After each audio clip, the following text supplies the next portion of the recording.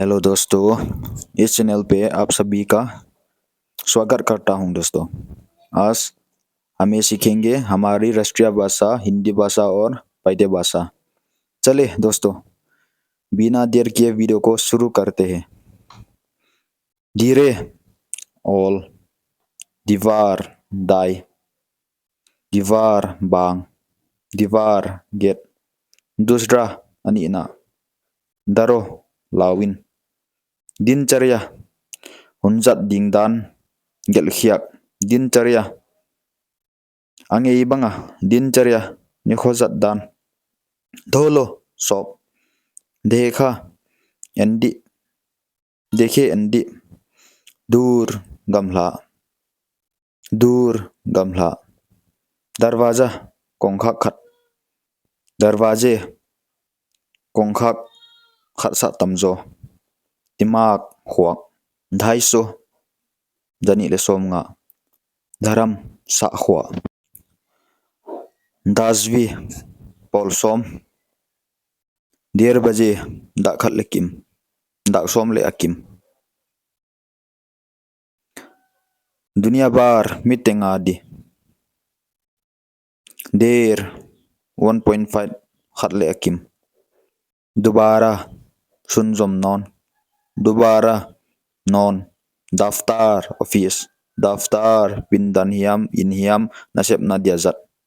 dhamaka thomging dhamaka po dunia leitung di jati pekhia di jati thokhia do bar ni ve dusra sawal dot na ni na do kha jawab khem dono ni hon dawai damdoi darat na धीरे all chiga दूसरा हमला ni vei swalna ni vei dona da kya da khom tu da kya lai thon hom tu dhun zong zong dekha mu dadaji pupu dadi pipi daru ju didi unu me dharamo sakhwate ध्यान दो लुंगलुदिन देरी मत करो चकाइकेन धूल नीन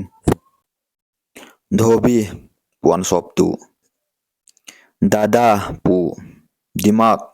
ngai sutna दिवस निथुपी देखभाल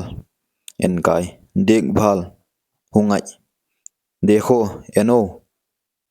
दवानी अगिंग दाल kha dal khoi duara waima abanga dadainak seli the na hoi ma dhan sum not tamatam dhan sum not sa dor tai ja dhanus thalpi dasamlo point daksin sau simlam daine taklam dam man dharti leitang dharti leitung dekhi mu dekhi en dhak jati thi bukhum dhakkar asin kisin dhul mitti lei khulak dhul mitti leinin lak desantar pat so alama sim tople mal top kom to hisab gitang die hui kipekhin kipiakhin